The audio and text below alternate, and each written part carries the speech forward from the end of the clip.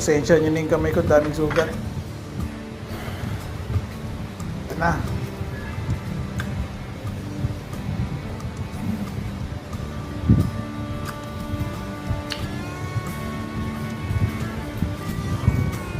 Maasim-asim siya dahil doon sa lemon, pero yung tamis ng pakwan yung nagko-compensate sa asim niya.